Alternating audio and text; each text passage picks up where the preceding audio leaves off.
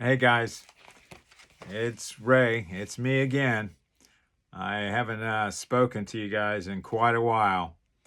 Um, I just wanted to touch base with you about I quit making videos a couple months ago after my voice is being silenced, basically.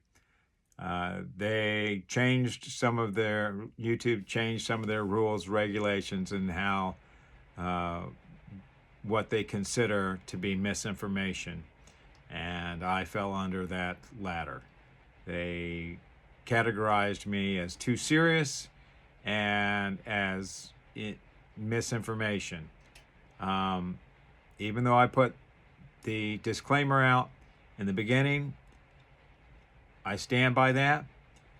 Everything that I said, some of the stats changed a little bit as I learned more, and they actually went up, and those are the more accurate ones, the people that are being affected by treatment that's not necessary. And anyways, I was hitting hundreds and over 1,000 views, starting to be pretty consistently, and was heading up to 2,000. And all of a sudden, my videos were frozen, and I was getting 2 views, 6 views, 8 views, no more. And it's at that point I quit making videos because it's just too time consuming, and I couldn't do it anymore. Not when they're silencing my voice because they don't like the style of seriousness. Because to be fair, I mean, I am and was angry at the system. If they had their way with me, they would have done a prostatectomy back in December. They urged me to rush before I missed the window of opportunity. And so I wanted to make this video because it's been so long since I've made one. I wanted to update my story with you. As most of you know, it started last year when my PSA shot up to 12.97. Went to the doctor, had an MRI. It was PIRADS-5. And then I went on, they wanted to do a prostatectomy immediately. Said I have prostate cancer, absolutely, but they need to do a biopsy, and I refused. And I went on a anti-inflammatory diet, basically a Mediterranean diet, where just fish, chicken, and vegetables. And I focused on vegetables that attributed to anti-inflammatory properties, and that made my PSA, that and the combination of exercise and so forth. But I've been doing that consistently. The diet is what I changed. I quit eating red meats, quit eating a lot of comfort food, and just ate food that I know is good for me and fought inflammation. And that dropped my PSA from 12.97 down to 6.64 in 40 days. So those of you that followed me, again, I'm just doing a recap. So in December last year, it was 6.64. I've been doing active surveillance since then. In February 25th, I went back, and my PSA had gone up from 6.64 to 9.8. And that, and the free PSA was 1.3, which it's been 1.1, 1.0, 1.0, 1.2, 1.5. Now it's down to 1.3. And I just had another one. It was 1.3. So my most recent, so it was up to 9.8. My most recent one, June 9th of this year, last month, my PSA is down from 9.8 to 8.7. Now, if you do not know, that's not what cancer does. Cancer typically doubles in the 6 months. Every 6 months, it doubles whatever it is. If it's 6, it's going to be 12. If it's 9, it's going to be 18. Okay? It does not drop without any kind of treatments. It doesn't drop from diet. That's not what cancer does. So, again, I'm doing this, like I said from the beginning, to make people aware that they have a choice and that they should exercise it. To stop, slow down, don't get rushed into fear-based decision making, because that's all I've experienced from my doctor. Even when I talk to him about facts that I know, I studied prostate cancer and the prostate for 6 months solid. And I learned more than I ever thought I would need or want to. But I did it because I thought my life depended on it. And I no longer feel like that's the case. I don't believe I have prostate cancer at all. I've got prostatitis and I have BPH. And those are what's causing my enlarged prostate. And when you have an enlarged prostate, then your prostate creates and pushes more PSA into the bloodstream. That's a given.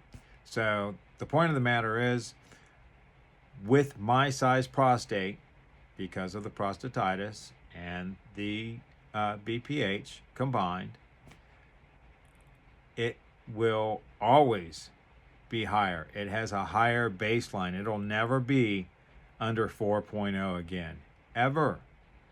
I'm aging, it's still going to get bigger. But with that, there are calculations that you can do. They're on the internet, that you can find your what's called your or your prostate density. And it's basic calculations. All you need to know is the size of your prostate, which you can get from your MRI. And you do the calculation, and that will give you your new baseline of acceptable PSA that will still reside in the benign area. That if you've got a higher PSA like I do, it's as high as it is, it's still in the benign area. It would have to be above 13 for it to be considered problematic, possible problematic. So where I'm at in the 8s and 9s is completely fine. And I'll just tell you, all of my, bodily functions work just as well as they almost always have. For someone that's 60 years old, we know our bodies change. Urinary flow isn't what it was all the time, but I don't have any complaints. I could live like this the rest of my life, and the way that I live is I'm very comfortable. I've got a girlfriend. I have an active sex life, and I feel great. I feel as good or better than I have in a long time, just because I'm eating healthier. I'm still eating the way that I started to when I was, really afraid I had prostate cancer. But like I said, I don't believe I have that anymore at all. Not with my PSA dropping like it is again. So again, I'm wanting to share this because tens of thousands to hundreds of thousands of men a year are being hurt by treatments that they don't need, or they either don't have cancer or the cancer would never have hurt them. It is possible to just leave the cancer alone in the prostate alone. Anywhere else in the human body where there's cancer, you want to get it out. Prostate is a very unique capsule. That's one thing why I don't believe in penetrating the capsule, because then you give things a way out. So, and anyways, I just wanted to give you guys an update, because that is why I started doing this, was just to help other people avoid what I did. Not everybody questions doctors like I do. I don't necessarily trust them. They have got to earn my trust. And I'm not a doctor, but there's enough information available to us all that we can educate ourselves just like other doctors have. And we can use the minds that we have to make up our own decisions as to how we want to move forward. And I've talked about it before. When you have prostate cancer, when you're diagnosed, there's 3 routes you can take. You can do active surveillance, you can do prostatectomy, or you can do radiation. And out of those 3 groups, there was a study, the PROTECT-T trials, and a 15-year study, and they followed the 3 groups, and there was almost no difference in mortality rate. It was negligible, less than 1% difference, I believe, basically. In 15 years, the mortality rate was basically the same. It was almost none. Most people were alive. But the difference is the quality of life that you're living once you endure their treatments, whether it's radiation or even worse, in my opinion, the prostatectomy. You are likely to suffer, or at least 40+% men will suffer erectile dysfunction for the rest of their lives and incontinence issues. So doesn't sound like a good ride to me. Anyways, I just wanted to make this to give you guys an update. I was pretty scared for a while. I believed in what I was doing, but after 3 PSA tests since it was 12.97, and they've all dropped. They're all a drop from that. Regardless of when they went back up down. That's been my history since 2014. It's gone up and down, like a roller coaster. And I didn't care what I was eating back then. I just didn't pay any attention. I didn't know enough about it. And now, like I said, even the MRI is apt to be misdiagnosed. The TZ zone, the transition zone, where my lesion is located, it's the most misdiagnosed area. And if you have BPH and prostatitis, which I have both, it mimics cancer. They literally cannot tell the difference between the inflammation and the nodules from BPH to cancer. They can't tell, so they just call it.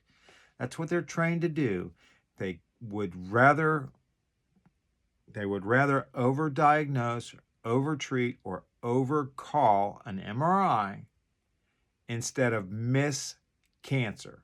That's worse in their opinion, and I understand that, but they are hurting tens to hundreds of thousands of men a year. That fact is out there. Look for it. be shocked. And you don't want to be one of them. I don't want you to be one of them. I didn't want to be one of them. But I was scared shitless until I started researching, and then I got more comfortable. And now I sleep like a baby. You know, I don't worry.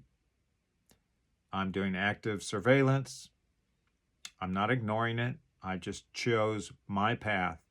And if things get crazy, well, then I'll do another MRI and we'll go from there. But it'll never just be one or the other. It's going to be a culmination of PSA and MRI that would make me even consider doing anything further. As long as my PSA remains in the area that it is, with a prostate that's the size of mine, I have no issue. And I'll continue to live my best life like this. So, and I want you all to do the same. I want you to educate yourselves, and I know this could help a lot of people if you're brave enough to just stop. Don't rush. You've got time. You've got years. I can't promise you, but because everybody is different, some people do have cancer that's aggressive, but most of it's not.